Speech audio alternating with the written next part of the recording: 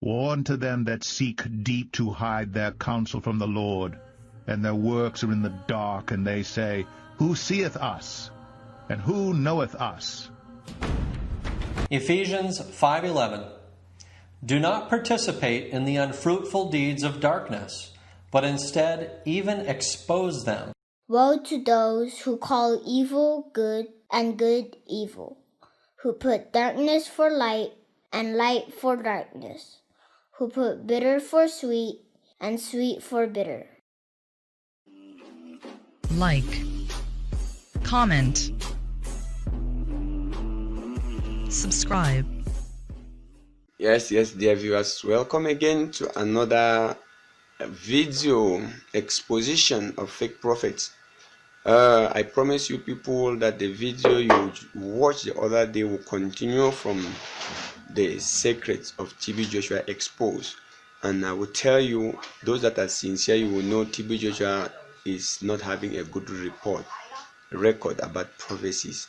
He has oversaid things that have never come to pass. And the Bible says in Deuteronomy 18 verse 20 to 21, the Bible says, if a prophet speaks in the name of the Lord, does not come to pass, you should not be afraid of him. And I'm just telling you, please fear not. The Bible is a respecter of nobody. So in this video, you will hear from the lady again, talking how they were committing abortion and how they used to interview people to give TB Joshua his messages, how to tell people what is happening. I don't refuse. They prophesy. Some of them prophesy by voodoo. Some. But let me tell you something. Voodoo have a limit. Voodoo have a limit. And the sister even said how she used to fornicate, and she thought that the prophet will see, the seer will see and rebuke her. But it was not the case. And they used them to lure men into the church. Please follow up, and you will never regret following this channel. And remember to always follow us with the Bible. Please leave sentiments out of it. We are out to expose evil according to Ephesians 5:11. Shalom, and see you in our next episode. Enjoy the video. Why was I not allowed to go home? Why did I have to write a letter and ask for permission to go home? Why was it that sometimes Banda would just walk into the bathroom when you're bathing yourself? Why was it that we were drilled on certain things of what to say and what not to say? Why was it that marriages were broken? Why were so many things condoned that we saw in the church, and the very people we were sleeping with were condoned as pastors? I know for a fact, Banda, oh God, that man, if he's challenging me, I implore him, can we have a one-on-one? Can I bring all those people that we were sitting with yesterday so we can all sit and confront you? The men that have left his church, they are choir people that left his church. They're poor like church mouses now. Because what he does is he'll buy you a car in his name. He'll rent you a house in his name. When you leave his church, he takes everything back. And people are left destitute, dilapidated, not knowing what to do with themselves. They don't know whether to go, which direction to go. But now the most painful thing is that the majority of the people that are in the church now are people that don't know the Banda that we know. Remember, when he started the church in South Africa, I was one of the first young people to be in that choir, to sing in that church. And I'm expecting it. He's probably going to go to his archives and bring out my deliverance videos to say, look, I helped her. As usual. That's what they do. That's what they do. I'm expecting it. Yeah. If not that, they're going to create other stories to try and discredit me, which is okay. I am ready for it, because if you go into my social media platforms, since 2011, I've been talking about the mission house. I've been talking about how girls would hit each other and fight over Banda. How Banda would take us for long drives. You go for a long drive that you don't know. Then the next thing you know, the man will be telling you how beautiful you are and all these things. You know, so I'm expecting, thank you so much. I'm expecting a huge backlash from this. But I will not stop talking. I will not. When we are still on that, you know, I want to say to everyone who's watching right now, and you're probably wondering what is the purpose of this broadcast. You know, this is not to discredit anyone. This is not to tarnish people's names. But I believe that this is a moment of truth. Church has hurt a lot of people, and that's one thing for a fact. A lot of people have been hurt by church. A lot of people have been hurt by prophets. I said it last year that the arrival of prophets brought a lot of confusion to the body of Christ.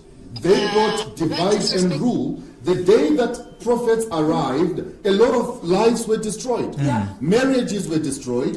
Families were torn apart. And right here we are sitting with evidence. And so I want to say this. At this time when everything is happening, Philip Banda is acquainted, or they are acquaintances with TB Joshua from Nigeria. That's right. Yeah. And they were working together. Yes. She was passed on from Philip Banda to TB Joshua. That's right. Take us through that transition. And as we go through that, let me play an audio of another girl that he groomed. The girl sent me this audio. And then you go straight to TB Joshua. Okay. Listen to Philip Banda's voice, you'll know it's him. Listen to Philip Banda's voice. Okay. That's what I'm telling you. Now, there it is. We are talking as if I just deacons. No. I'm telling you, I told people to meet today. No. I told them I can't finish you people. You didn't cut yourself off. Everybody. You didn't cut yourself off from me because there was disrespect. You cut yourself off from me because I won't sleep with you.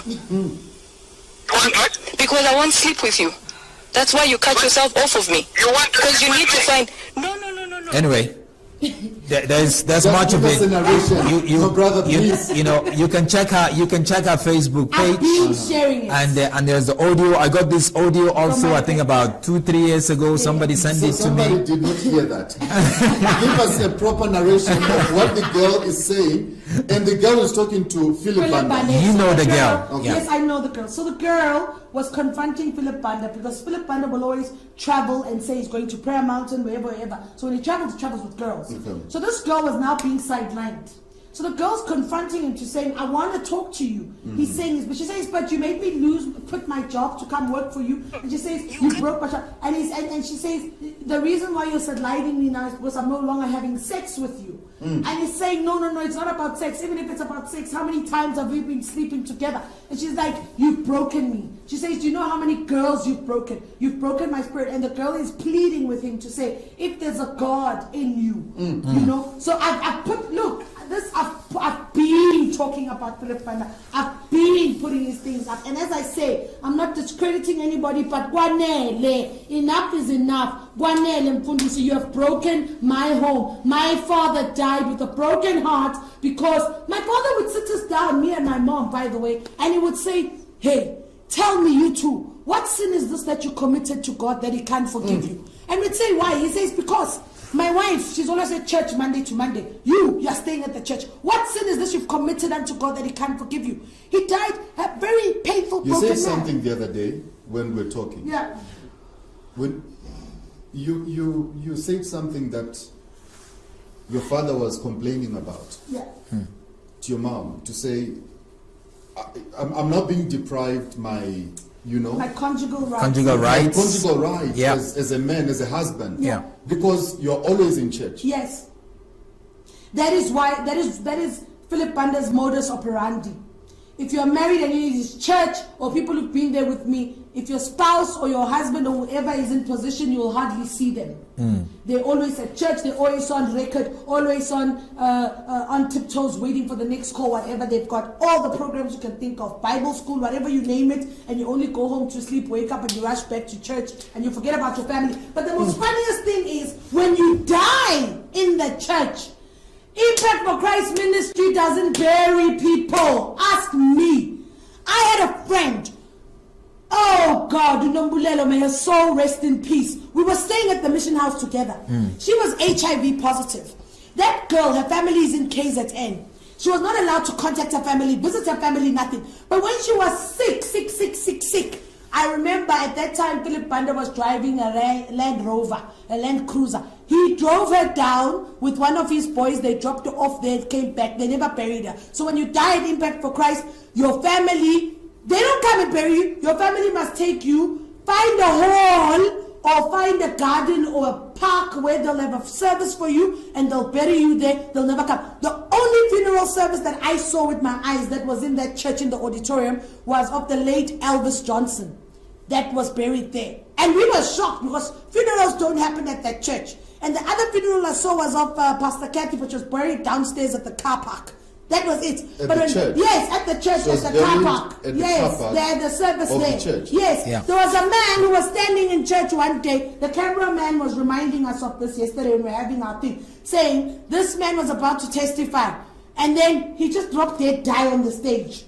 Hey! Service was closed, the man has died, and guess what? People were brainwashed to say, oh, but it's nice, we want to die in the eyes of the Lord. If you die in the hands of the Lord, Yeah, you die. normal. You know what happens? So when people die at Impact for Christ, it's never announced, number one. You don't know about it, and people don't bury you at that church. So people die, nobody knows. I say, God forbid the day my mother dies. I want to see, as much as all her life is in that church, will she be honored? Will she have a big, will Banda? Will Philip bury her? Yes or no? And the most amazing thing, one of the security personnel, an ex-security personnel of Banda, yesterday was saying that at Banda's house, behind his house, is got a little ndumba, like a little hut. Yeah. Apparently, so I was laughing. I heard this for the first time yesterday. They say apparently, because they're bodyguards of his. So apparently before he goes to service, he goes inside that little hut and he goes for service. After service, he goes back. He must go back in there before he goes home. So you ask yourself, you say, you know what, I don't know what's happening. All I'm saying is, I am emotionally broken and scarred by what I saw, what I went through. And you know, when you were at that church, you were taught to master the art of lying. You were taught to master the art of manipulation. Because why do I say that? You do whatever you do, you're on stage, you're a worshiper. Sometimes I'd be worshiping and I'm drunk. But the thing is the Holy Spirit. And you're sitting there and you're like, he has turned my morning into dance. And you flipping drunk, but they never pick it up. So you are taught the art on how to manage and package yourself well. So you learn the art, the manipulation and lying. And it's the program of the day. Let's go to TB Joshua. Take us through the From Banda, there was how did you even get to TB Joshua? You went to TB Joshua's church, synagogue. You spent 2 years in Nigeria, at the synagogue in Lagos. I want to put a disclaimer on this one. Yes. Because this is the depth of the gist. This is the gist of you know the most important part of everything. There are people. I said something. You know, you've been saying these things, my brother, for years now. I said something about TB Joshua a few weeks ago. I said TB Joshua is fake. He's a false prophet. He's not from God. Many people attack me. He's a charlatan. He's a charlatan. He's not even saved. He's not even saved. He's a jackal. He's a sango. He's a babalao. He's a juju man that just came to the pulpit. Exactly. Forget about what you see on TV. Thank you. Forget about what he tells you. You are about to hear what the reality of what really happens at synagogue. The whole country of Zambia. Yeah. Zambians, everybody, they did videos, live broadcasts. J. Israel is attacking Prophet TB Joshua because he's not real. He is telling the truth. I'm telling the truth. I've been to synagogue. Stay out of TB Joshua's way. I've been to synagogue. Yeah, he's been to synagogue. I have written. I used to run a Christian magazine. I wrote about TB Joshua on the front page. You know, I even tried to speak to his people. Spoke to his PA. Let me speak to TB Joshua. These are the allegations that was given to me by someone who spent 14 years there as a deputy prophet. The next thing I got, death threats. So there's no way TB Joshua held my magazine in his church on TV and telling people this is not of God. Please tell us about that shrine, that cult, exactly. that place that is not a church. Exactly. Oh my God. He's a ritualist. That's what it is. Exactly. And people don't know. People don't know. African magic, black magic, that's what you see there. Before you begin to speak about TB Joshua, you said something again when we were talking the other day that you used to go and whisper to TB Joshua to say, Daddy, before you close. That person there. That person, the one I told you about, has got money. Prophesy. Please don't forget to prophesy on that one. And that time, they are playing an advert on TV. Yes. And poor, gullible, manipulated, deceived individuals who are out there watching on TV are crying in tears thinking that God is moving. Right. Not knowing that Sitley is moving. Sitley she collects the info, give it to TB Joshua. Let's start from Why did you go to the synagogue? Exactly. Right. So I must put it up front to say, look, I know the tricks. Maybe next week Sunday or even tomorrow I'll be headlines on Emmanuel TV. They'll say, Sister Sikle is a fraud, Sister Sikle is this, like they've been doing to Bisola. You know, Bisola, the one that Bisola, wrote, yes. Bisola, the yes. one that wrote the book on TB Joshua. Exactly. Now I personally know Bisola because we stayed together at the synagogue with I'm sure Bisola is watching right now. Yes. And please follow Bisola. She has a lot. Follow her on Facebook. She has a lot. Bisola, I tagged her, so I'm sure she's watching. Yes. So I personally stayed there with her, and I know how it works. If somebody's attacking, automatically. Wait, how did you get to TB synagogue? So I was at Philip Panda's church, and we were first shown videos of the miracles from TB Joshua. So he has a relationship with TB Joshua. Not anymore. He used to have a relationship. Not anymore. And not anymore. That's true. People mustn't lie here. Yeah. And then they used to have a relationship, and then they would show us at overnight videos of TB Joshua, of him praying for women. And then there was a lady that used to take people to synagogue at that time. Her name was, I think, Mama Sarah or Mama Sandra, something like a white lady. Okay. And then there was a trip. Woo! Impact for Christ. We're going to synagogue, and everyone was excited. And at that time, I wanted to go more than ever because I had an ear problem. Okay. So my ear problem, I had an operation for my ear because my dad, I think my mom and my dad were fighting at home. I wanted to intervene and he bashed me on the wall. And then I was partially deaf. So I went to had my ear operation, but I was still slightly deaf. So I had just started working at that time. I remember I just started working. I had my small car, my Fiat Palio. You know, I was okay. And then the trip at that time was 10,500 rand. Paid for the trip and went to synagogue. Got to Nigeria. When we got to Nigeria, our trip was supposed to be 7 days. Prayer line happened, and then I was prophesied on prayer line. By who? By TB Joshua. Okay. I was prophesied on prayer line. I think I fell and I manifested, and I was prophesied on the prayer line that I need to stay. I'm an evangelist, and I need to stay at the church. Okay. Your manifestation, would you say, because definitely you were not faking it? I don't know what happened to me, but when I came to. Demons. TB Joshua's demon hypnotized you. When I came to, I was told I need to stay at the church. Okay. So the 7 days came, and then the South African group left. And I was Then you remained there. Yes, I was because you are an evangelist. Yes, and I need to stay for training. Now, I was the first black South African girl to stay at the Synagogue Church of All Nations. Okay. Right? So it's not a hearsay, it's not a what. I was there, I lived there, I lived through it. So I stayed at the church, and then I was moved into the dormitory, stayed with the disciples at the dormitories, and sleep was something that I never knew. We never slept. When daddy is not sleeping, we don't sleep. We're running around. So for me, you know, with my experience with Philip Panda, when I spoke, people never believed me. So certain things I just kept to myself, and I thought, you know what, I don't need this drama. No one is gonna, let me just keep quiet because people will just never believe anything I say. So at that time, I was in the chorister. I was singing in the praise and worship team there with the 3 sisters. And now this is synagogue. Yes. Synagogue. You were a chorister. I was a chorister at synagogue. So you stand in front. So you were standing in front. Yeah. You're singing there. Yes. I was a chorister at synagogue, and remember, I was the first black South African to be staying there. And then I remember my dad, TB Joshua then paid for my parents to come because my dad wanted to see where I was staying. Okay. So he came to synagogue, came to see where I was staying, and before I get to that part of my dad, and then I was at the synagogue. So the first 2 months was difficult because I need to adjust. I'm South African, I'm in Nigeria, and the culture, it's rough and everything. But I was very close to Sister Bisola. Now, Bisola is the one that wrote the book. Yeah. Okay. So upon my arrival, I think within 3 weeks, I was told, you're going to Singapore. Singapore! Yes, you're going to Crusade Singapore. Went to Singapore. With TB Joshua. With TB Joshua. Yeah. So we flew in. I remember I flew with Bisola and everybody. We flew to Singapore. We got to Singapore.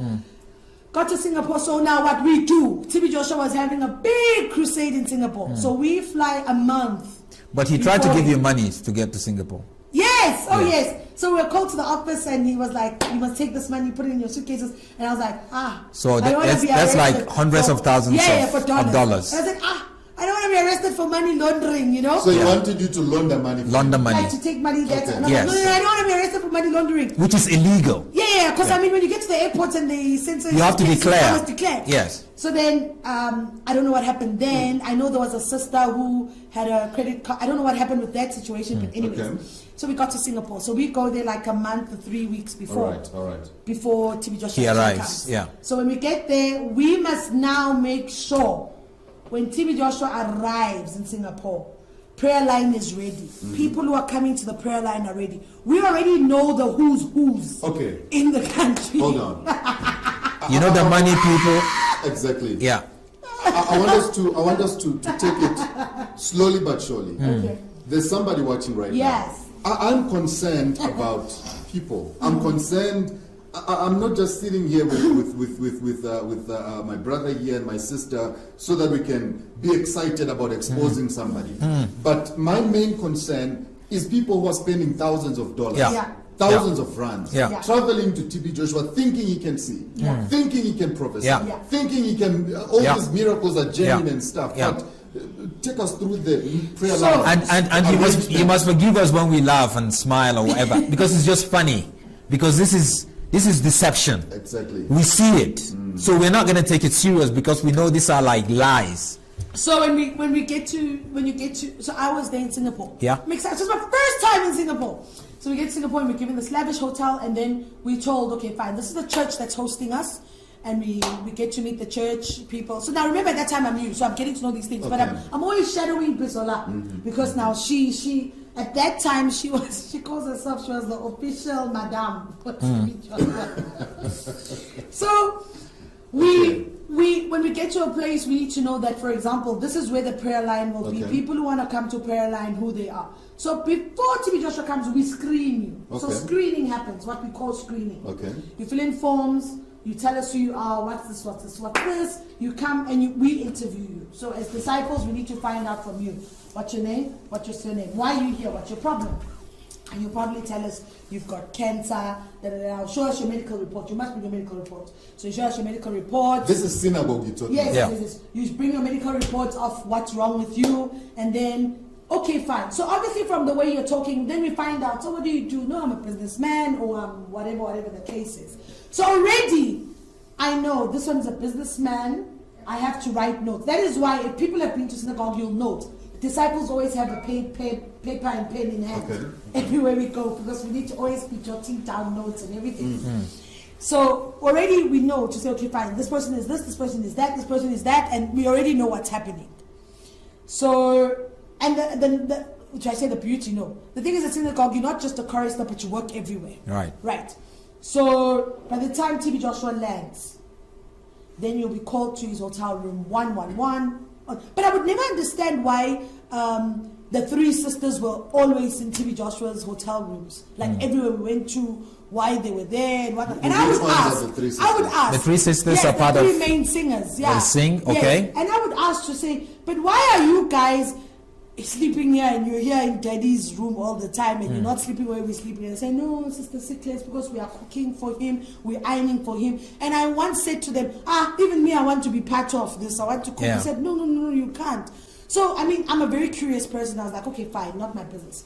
But what I saw was, before the actual crusade, before there'll be prayer line, we have a debrief with TB Joshua. Yeah. So we'll tell him to say, okay, fine. So in the prayer line, it's Israel, it's Mzwandile, it's Ali, it's Solomon, it's who and who and who. Then we'll say, okay, fine. So this one and this one and this one, they are the money bags. They are the ones that need business people. Yes, business people, they need big prophecy. And then this one and this one have problems like this. So things that we see that are real ailments that we know that they might not really be able to be sorted out. Yeah. We kind of push you to the back. But if you have money, we'll bring you to the front, because we always say at the end of the day, he can pray for you, but it's your faith that heals you. Yeah. So exercise your faith. So I was like, okay. TB Joshua is a scammer. It's a scam. So then I would Fraudster. That's then, what it is. So then I would see that, I think, okay, fine, not my business, not my monkey, not my circus. We left Singapore. Oh, but in Singapore, my guy, disciples were now sexing each other left, right, and center. So that's the thing. People will always say, TB Joshua's disciples are very horrible, they're cruel, they're this. But behind the scenes, we are sleeping with each other. Now here's the thing for me, ne? I was never prophesied on that I'm sleeping with disciples. And I remember in Singapore, TB Joshua called me to his room one day and he said to me, one of his boys wanted to marry me. What would my parents say in South Africa? And I was very honest with him because my dad was still alive then. And I said to him, my dad told me, if I marry a foreigner, he will never bless that marriage in his life. So that's how it ended. But there were relationships that were happening, but they were unspoken. Do you understand? So we went back to Nigeria, continued staying in Nigeria. Now, the most weirdest part is that when you're sick as a disciple, you don't get to go to prayer line. We have our own private doctor and clinic within the synagogue at the back. And so everyone else goes to prayer. The whole world must come for healing. Yes. But when disciples are sick, they've got a private doctor.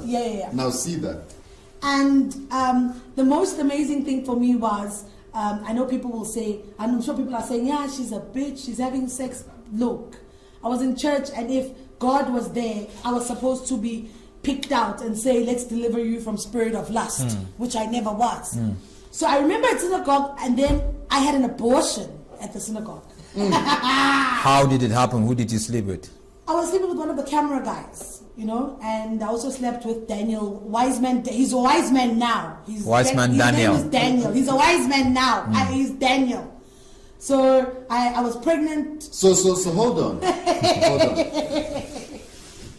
Hold on. Yeah. Look at it.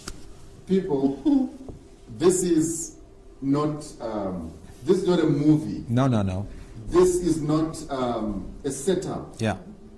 This is reality. Yeah. I lived it. This is reality. So many gullible people out there. When I say my story, when I say my own story, people say it, he's crazy, he's lying. Some say he hasn't repented. He hasn't repented yet. He's still doing stuff. But look, this is Sihle. She's been to a synagogue. I loved it. There's wise man Daniel. You see him coming on TV. Yeah, he's still there. When people look at these wise men, they say they're like TB Joshua. They're so holy. They're so nothing. Here's I laugh because I've slept with most of them, and for me, I remember there was a time, and maybe you'll ask yourself, but where did you sleep with them? Right. If you know synagogue, there are places that nobody knows where the disciples sleep. We've got our own dormitories. And visitors' quarters, most of the time, visitors are not there. So in between thingies, we know our signals. So we go, we do our thing, and we out.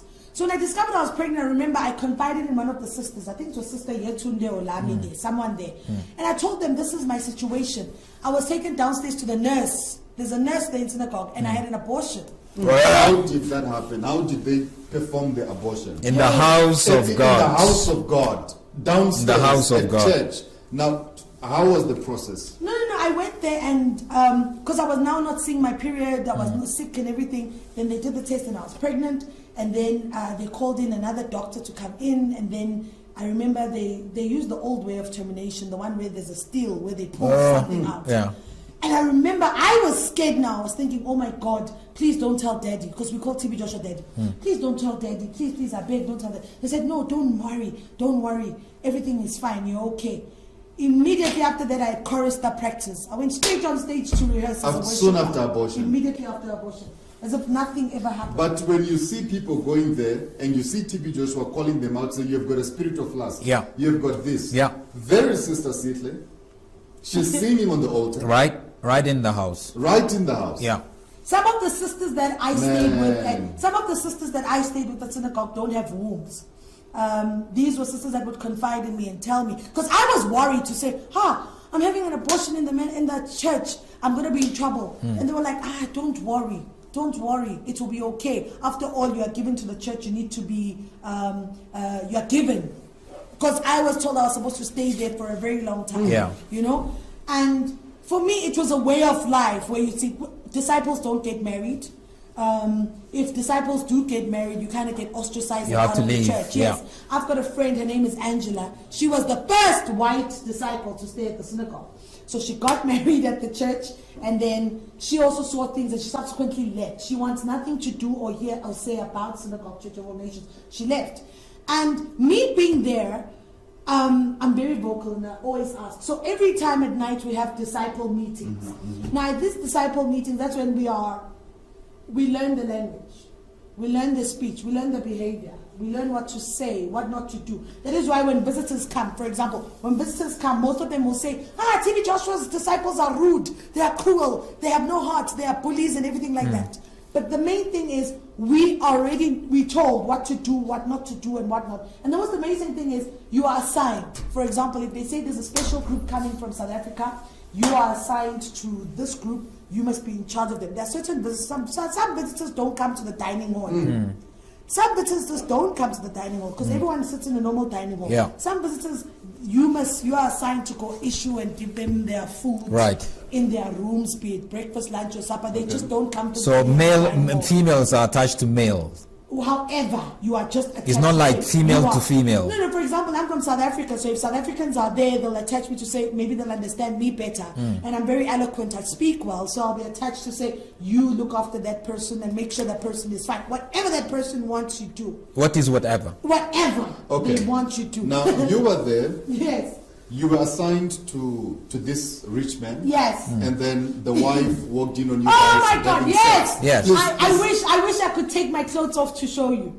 So I think my parents remember this because I was flown in from synagogue because my buttocks, like the left and the right, have burn marks, right?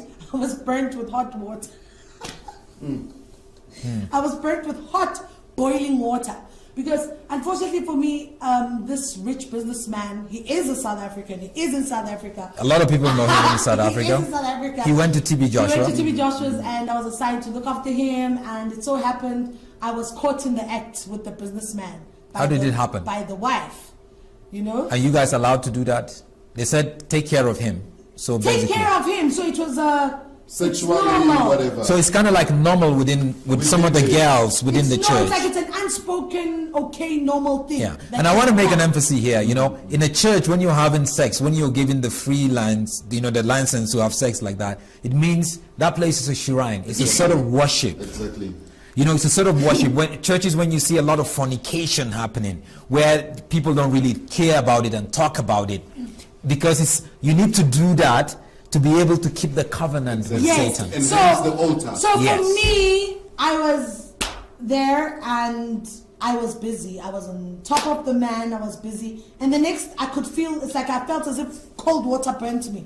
But now remember in the dining hall, if you've been to synagogue, there's always an urn that's boiling with hot water. 24/7. Yeah. So I think that woman went there, took water, and then she came. That's his wife. Yes. And splashed me. And when I was splashed with that water, so I quickly got dressed and then I ran down. So I ran and I reported this incident, right? And then I was taken to Daddy's office, TB Joshua's office. And I explained what happened. I remember I had to, TB Joshua. Yes, I had to take off my dress to show my bums because now I started getting, after being burnt, those boils. Those boils. Yeah. So I started getting boils on my buttocks. And then this side, I've just fornicated. This side, my bums are boiled. I was flown back into South Africa. So I flew back to South Africa, and I remember I was taken to one of the private clinics here because I had third-degree burns. And when I was released from the private hospital, I had to go home to heal. So if my mom and my siblings can remember this, I would walk around the house naked because I couldn't. It needed to be exposed to cold air because it would damage itself and do whatever. And every time I was told, when you're asked what happened, you must say you were walking past the urn and the tap of the urn burst and the water burnt you. That was my story. That was the narrative they gave you. That was the narrative of my story. What did TB Joshua say to you when you met him in the office and you were showing him your buttocks? When I showed him, he said, hey, bring it down. And then I had to bring it down. And then they spoke Yoruba that I didn't understand. Yeah. And then the next thing I was told to go out. Then I was called back in again. Then I was told, Sister Sikle, you are flying out to South Africa. Go pack your bag. So the very next day I was flown out to South Africa. Because remember now he must contain this wealthy businessman who's funding, just bringing lots of money. Yeah. So to them, they were told that I was chased. Because I was caught in the act. You forced yourself. But for me, I knew that I had to go get better. And after I got better from my healings of my buttocks, I went back to synagogue. Because I stayed, I think, for about a week or two. Then I flew back to synagogue and I was there at synagogue. You are walking down the stairs. Was it when you went back for the second time or before you left? When you're walking down the stairs, you were following TB Joshua. You were telling him that I want to go back. I want to go back to South Africa. I was beaten up. Yeah. I was beaten up. Yes. TB Joshua beat you I up. was beaten up. Yes. How does do that? I think I've shared with some of the people. If some of the people remember, I've shared with some of them. Now remember. I think I've shared with some of the people that and I was like, no, it was holy anger. It's, that's how they say it, daddy, holy anger. Because I remember at that time, I had my second abortion. Okay. And I was tired in now the of synagogue. This. Yes. Yeah. So I was tired now of this. And I was like, look, I need to go back to South Africa. I want to go get married. I want to build my life. I can't always be here because I would watch that disciples don't get married to each other. And here it's just like and on top of that, I after I had my second abortion, I was punished. I was sleeping in the car park, right? So I was sleeping in the car park there, and why were you punished?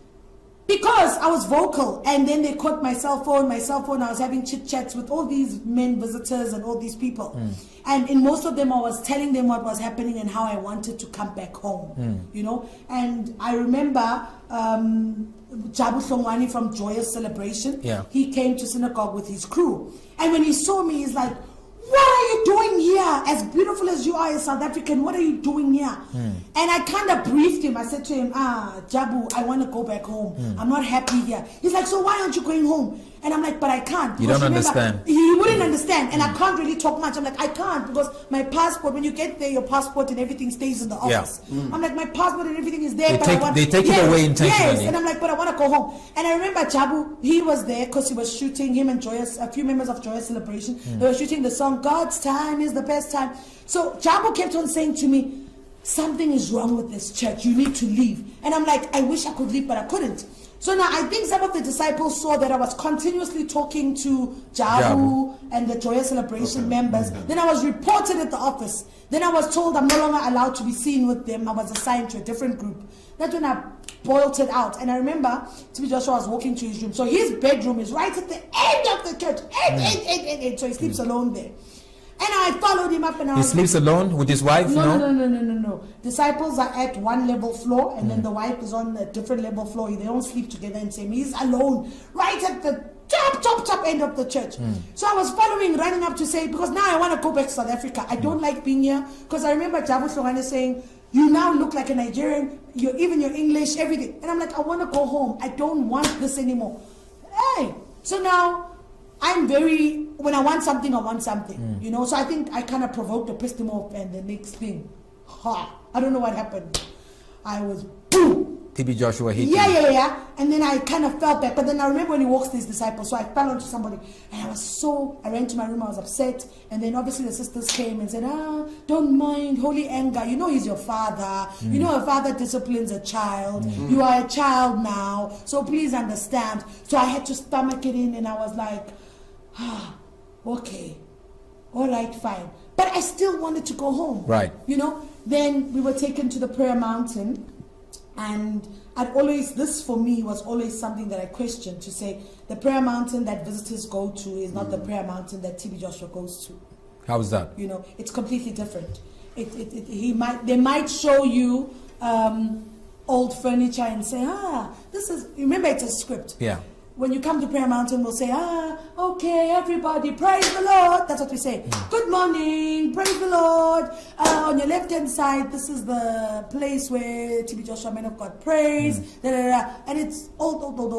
But that is not the one. Where he prays, God, I have seen with my own eyes. Is that where you used to swim naked? Please, that is where, ask Bisola, she will tell you.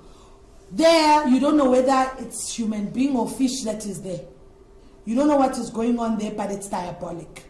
And that is where many people's pictures are there. If the picture is not buried, the picture is stuck to nailed to the tree. That is where everything happens. But now for us, it's like, you look at back now and you say, but, like I always pinch myself and I say, but Sihle, like you end up thinking that you're making up stories. Yeah. Because you don't believe that you were in there, you were in it, you were in there. I mean, like when these people were made wise men, I laughed my head off. I was like, even me, I could have been wise woman if I wanted to. Yeah. And you ask yourself, why is it that the disciple girls that are there are not married? Why is it that the disciple girls that are there don't have children? Because many have lost wombs in that process. Many disciples who came there with sicknesses. I've seen disciples die, dead bodies. Where you wake up, there's a dead body, it must be thrown in a trash can. Trash can. Yes. Trash I've can. seen dead bodies where disciples... In the church. Oh my God. Disciples have ailments, but we can't be prayed for. We're just working for the church. We're working for God. And you see people. I don't know how many dead bodies or dead people I've seen within the church. But when you get back to South Africa, because remember, I had gone there through Philip Banda. So you get back to South Africa and you're like, oh, God is good. And everybody thinks you're the best person in the world because you're from TB Joshua's church. But when you're alone, you're like, man, things are not added up. Like now I look back to say, how come I got married twice and both my husbands died? You know, like for me, it's one of those things where you like, number one, Banda said to me, you must marry at 27, and I'm sure it was going to be someone from his church. I didn't marry at 27. I got married to the age of 23, and my first husband died, you know. And when my first husband died, when I went back to Impact, Banda chased me out of the church. And when I remarried again, I remember I sent an email to TB Joshua saying, I'm getting married, please pray for me. And when I was told, no, I shouldn't get married. I should come back to Nigeria. And I was like, no, I want to get married again, you know. And I got married to my second husband, and my second husband, okay, so my first marriage was 4 months, and my second marriage, he died, my husband, and I was kicked away from the church, and I was even kicked out of my mom's house. My mom kicked me out of the house, so I had to find a place to stay. And then when I got married the second time around also, I was married then for 5 years, then my husband passed on. But in hindsight, I look back and I say, why did I lose people that were so close to me? My father and I were very close. Ask anybody. I lost my husbands. And the one person that I'm supposed to be close to, that's my mother, is the one person that wants nothing to do with me. She's completely rejected me. She's captured. She's completely rejected me. Yeah. And I always say to people, it's my truth, it's my story, I lived through it. And the fact that I was married twice, widowed twice, look, it doesn't define me. It happened to me. Yeah. If it's a spiritual thing or whatever the case is, I don't know what the flip happened, but people died. Do you understand? So for me right now, it's a matter of, I sit back and I look at my life in hindsight and I'm thinking, what happened? For example, when the building collapsed in Nigeria, when the building collapsed in Nigeria, I was no longer part of the church, but I was contacted to say I must assist with driving around to the different provinces in South Africa. Who contacted you? By the office, the TB Joshua office. From Lagos or from here? Yes. No. I was contacted to go to the office in Rivonia. I got to the office in Rivonia. TB Joshua was called that I'm there already. Then he spoke to me. Okay. And the instruction he gave you instructions. instructions. The instruction was that I need to assist with giving the families money. Financial. Yes, financial whatnot. So we would drive around with like bags of money. Okay. So for example, if your husband or your wife passed on, we get there, we speak to you, we all knew we had to say the same thing, and we leave 100,000 or 200,000 with you and we leave. So all of that was done to try and silence the families because of the deaths that were there. Yeah. I remember when the building collapsed, people were phoning me saying, are you at synagogue? And I'm like, no, I'm back in South Africa. But the most amazing thing, the building collapsed on the other side, but with this side where the church was, the building didn't collapse, because anyways, that's where we sleep, that's where the disciples sleep, and that's where TB Joshua sleeps up there at the top. So most of the business people that used to tithe with TB Joshua, their businesses are either crumbling or they're not making it well, or they've stopped for some reason. I have a mother. Yeah. I'm sure she's probably watching now. Yeah. This is a woman who took care of me during my early days of starting ministry in Zimbabwe. Yeah. As a young person. As a young person. I traveled together with the man that I call Dad. He's from Nigeria. I'm sure they're probably watching now. He's from Nigeria. We went together to TB Joshua. They believed so much in TB Joshua. They sent money, a lot of money, dollars. They used to send money to that place. Yeah. They have a son. They will clean you. That's what they do. They clean you. They've been trying to get the son to be healed for so many years. Oh, wow. Joshua Iginla ate their money. Yeah. Johnson Suleiman ate their money. False prophets. False prophets. False prophets. Joshua Iginla told them, false bring prophets. so much money, your son will be healed. Iginla is a false prophet, is an adulterer. Johnson Suleiman did the same thing. Guy. Whenever Johnson Suleiman would go to Zimbabwe, it was my mother in Zimbabwe and my father. These were like my foster parents, not my biological parents. They would make sure that they put in so much money take care of him, to take care of Suleiman in Zimbabwe. And he goes to strip clubs here in Rivonia. No, a stripper got in touch with me and told me how they did. Yes. Now look at that. Yes. Think of the thousands of people who are giving money to these people, thinking that they'll be blessed in return. It's God. Hear me and hear me well. Wow. There's God. A declaration I want to make on this live broadcast right now. I don't know where you're watching from. I don't know where you're seeing this broadcast from. These are thugs. These are wicked bandits. These people are hustlers, spiritual hustlers. They will hustle all the money out of your bank account. Yes, and they'll leave you broke. That's what they do. My foster mom is a witness to this. Right now, as we speak, my young brother is still the same. But this is not my biological family. Yes, but this adopted family. Yes, adopted family. He's still the same. They went everywhere looking for healing, deliverance. Yeah. They went through TB Joshua. They lied to them. There. These are all lies. everything you see on TV, it's either it's staged, it's either it's demonic. Listen, this is not a campaign of trying to run down from people, but this is the moment of truth. This is the scripture. Truth must be, the truth must come out. Yes. And wherever you are, don't keep quiet. Enough is enough. Don't keep quiet. I think for me, it's as I say, we're in this campaign called Gwanele Mfundisi. Right. Yes. For me, it's about speaking out, of being the voice to the voiceless. Because people will say, Sihle, you're so vocal. I also have a story to share, but I'm afraid to speak. I'm afraid, what if I die? Because people are getting, I've been getting threats forever. People are getting threats and stuff forever. Here's another thing. Then my dad passes on. So my dad goes to TB Joshua. This is August, and then a few months later, my dad does not wake up. He's dead. And before he passed on, TB Joshua gave him a prophecy. I remember I was on stage singing because I'm a chorister, and he was there with my mom, and he gave him a prophecy on I see you packing your suitcase. Your suitcase is about to close. And that was information from Banda. Don't forget that. Yes. So already my mom and dad were not having great times in their marriage because my dad was not happy with the fact that the wife was not there. Always in church. So my dad passed on, and then before my dad passed on, I was flown in from Nigeria. TB Joshua called me and he said, you need to go home. And I'm like, I need to go home. Yeah, you need to go home. Something's going to happen, but don't take it as if you're not a Christian because it mustn't traumatize you. So I flew into Johannesburg, and lo and behold, I got an SMS saying, condolences, your father. I got it from my cousin. So from the airport, I went straight to my mom's house. When I got there, indeed, my dad's corpse was still there. And yes, TB Joshua sent his disciples to come to Johannesburg. How many were they? I think there were about 15 of them. Okay. And this was 2007. And they gave my mom about $5,000 to bury my dad. This is from TB Joshua. From TB Joshua. To your mother. Yes. Okay. And I remember he personally called on the phone and he said to my mom and he said to us, take heart, don't cry. Be strong. It was his time. He had to go. And then he even told us that what the post-mortem would say. And then my dad was buried. He was buried by the synagogue people. And the three sisters came, which was amazing. Three sisters came. And after that time, I remember after my dad died, Banda Philip sent his people to come to the house, to come talk to us. And then after my dad's burial, I was then... Okay, well, the disciples were there, so I was busy with them and everything.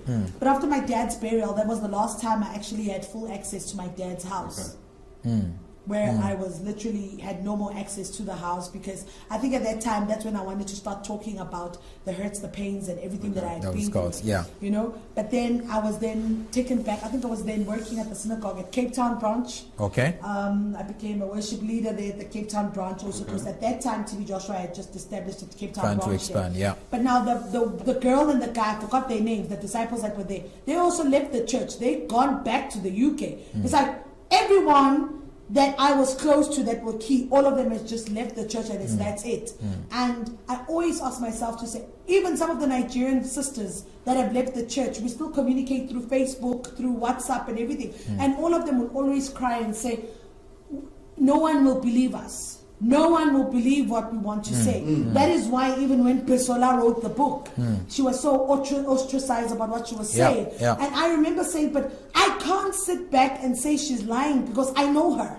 I lived with her. And some of these things that she's saying are things that I know, I've seen and lived through them myself. I might not know certain things that happened before I got there, but I was there. I lived in that moment. I was there. I know exactly what was going on in there. So I am expecting backlash. I am expecting that, because TB Joshua, once you start criticizing him, they'll have a Sunday service in your name. They'll do a video. Yeah, they'll do a YouTube video. They'll probably dig up all my archives when I was delivered. And they'll probably create stories of Sihle doing that. You edit stuff and all that. Stuff. Or they'll bring people to come and say things about me. I'm waiting for it and it's not going to move me. Oh, then his office has TVs everywhere. So what happens is all the TVs there's tapes. So we tape everything. So when breaking news, everything comes, it comes through to us and everything. So most of the time we'd sit there and he would come on stage and speak about it, and it's a prophecy, you know? And then we go back to the editing room and we'll edit the dates, edit everything as if it was said a year before it actually happened. So liar. So then you see these things, but now remember at synagogue, the fact that you're a chorister does not mean that you won't work in all the departments. You worked in every single department at synagogue. So you'd see these things and you'd pinch yourself on. I remember there was a Sangoma who came to synagogue from South Africa, and she was assigned to me. And she was sitting there and we were talking, and then I think Prophet had said he's going to speak to her, he's going to prophesy on her. And this woman had already taken off her beads in the room. And Prophet said, tell her to put them back on. She mustn't take them off.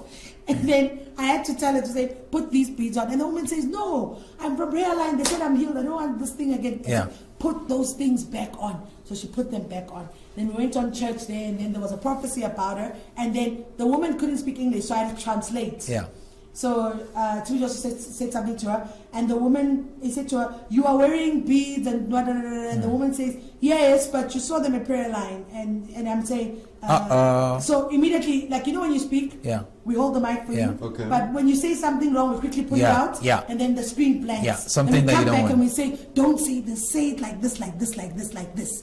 Then it will come back on air again, then we'll go grrr. So if you're not saying what we want you to say, that is why you won't see our face. We'll put the mic like this, and then maybe TB Joshua will speak, and then you're not saying something right. Immediately the chorister knows, they'll just start a song out of nowhere. Then we'll pull you back again and we correct you. You must say this and this and this and this. If you don't say this and this and this and this, you won't appear on TV. You won't. So most of the people, they will stand there and they will say things that we are whispering for them to say in the ear. Say this, say this, say this. Don't say this, don't say this. If you don't, we edit you out completely, and that's that. So these are the things that we learned from there, and I was like, I could actually open a church in South Africa. Because you also got information, and then when TB Joshua is moving around and prophesying, you give him information. So isn't it before visitors come, we already, remember there's a visitors form, you give us all the information we know about you. What's your, what? Oh, and here's the thing, if you've been to synagogue, guys, why is it on Saturday, before the actual prayer line, you are told you must wear your clothes that you will wear on the day of prayer line. So you wear it on Saturday before the prayer line. So whatever clothes you're going to wear on Sunday for the prayer line, wear it on Saturday, because that's when they do the pre-recording of you. So obviously, let's say Saturday I'll be wearing this, on Sunday I'll wear this top. So they'll say to you, everyone must change and wear the clothes that they will wear on Sunday service. Then you go and wear those clothes, you do your pre-record. We already know that, that one's wearing a pink dress, that one's wearing a black dress. So Sunday comes, the instruction is you wear the same clothes you did for pre-recording, isn't it? So by the time TB Joshua comes out, you have a list. We have a list of saying, that one with the red top or that one with the green top, 1, 2, 3, 1, 2, 3, 1, 2, 3, 1, 2, 3, 1, 2, 3. So when it comes to you, you would never think of it. You'll think, prophecy, yes, I received, and this and this and this. If you've been to synagogue, you will know. Before prayer line, they'll say, wear the dress that you wore. There were clothes that you're going to wear on Sunday at the service. Wear it Saturday for the pre-recording. So by then, and the camera people are there. So when it's, and then they'll say to you, you guys must sleep early that night. You guys go and sleep. That night we don't sleep. We are replaying all that cassette to say, Daddy, that one with the pink. This one with that one. That one works for government in South Africa. There, this and this and this and this. Then you'll find that you'll be specially called out. Yeah. And then Daddy wants to see you. But we already know your profile. So by the time you go and see him one-on-one, he knows everything, and you're thinking, God is God for me. But already we've done this. So people will probably say, but see, Claire, you still continued going even after your husbands died with your kids. Yes, I did. I continued going because every time I went there to go see TB Joshua, I always came back with a big brown envelope. Every time I went there. Dollars. Anytime I want to go to TB Joshua, I would just pick up the phone and say, Daddy, I want to come. And I would go. I remember I went there with my kids because I thought, let me go for prayer for premature death, because their fathers have passed on. My father has passed on. We need deliverance from premature death. Yeah. So we went there, got to synagogue, we stayed there for some time. Okay. I came back, and I think the last time I went there was in 2017, 2018, if I'm not mistaken. Okay. But when I got there again, when I was there with my kids, for me it was just one of those experiences where you see, okay, fine, I'm here, it's nice, thank you very much, but you come back with money. But then again, what I want to put out there is that there's nothing horrible, there's no deceit, there's no fraud, there's no promiscuity, or whatever you want to name it, that I've done, that I've ever been called out for by either TB Joshua or Banda. Yeah. So now, what can you say to somebody who's watching right now? Yeah. Somebody who believes so much in TB Joshua. What can you say? What advice can you give to somebody who's like that, who's watching right now? Take a minute and say that before we move to the next one, because we're closing this now. Because we still have Pastor Chris, we still have Tancredi, we still have, so. I think for me, more than anything, I say this, I don't do church. I don't go to church. Why? Because I'm saying I'm waiting for the day when God will come and reveal himself personally to me. Because I ask myself, why is it that every single church I go to, I'll always be handpicked by a man of God? You understand? So for me, it's about strive and seek your own salvation by yourself. And that is why I'm in this campaign of Kwanele Mfundisi. I am the voice to the voiceless. We are saying enough is enough. There are people who are sitting, who are watching me now, and they're saying, Sihle, you are brave. Sihle, I remember. Sihle, this. Sihle, that. I am the voice to the voiceless, not because I'm revenging on anyone, but I'd be damned. I do not want anyone to go through or have a taste of what I went through. The fact that I'm not sick, I don't have HIV or whatever today, is not because I'm clever. It's because maybe, that supernatural God power is working. Yes, you understand? that's God. Because for me, I was just all over the place. You understand? So for me right now, it's a matter of saying, wake up, smell the coffee. You find your God for yourself, and that is that. And if you're a parent, this thing of giving your children away to churches and making them disciples and making them pastors and saying they must speak a certain way, dress a certain way. Hey, I was once like them. Look what happened to me. You don't do that. Let's move on. We have just about 25 minutes or 30 minutes to go. No. It's something that we need to, I want to talk, I want to speak, but I'm not going to speak. We're just going to go straight up. Sidley. So people will be wondering now, obviously I see the connection between Banda and TB Joshua, but then another Nigerian, Christ Embassy. Pastor Chris. Pastor Chris, you had an experience with Pastor Chris. What was that experience? Okay, so before we jump to Pastor Chris, so Banda and TB Joshua never saw eye to eye, because then TB Joshua called him out about Portia's son. And he said, you need to repent and tell your church people the truth. So Banda must stop lying. He has no relationship with TB Joshua anymore. So there are pictures of me with Banda and TB Joshua, because TB Joshua then went to Banda's church and I was there with him. And so they edit me out all the time. And then people in his church will say, great man of God, that whatever. Yeah. Okay.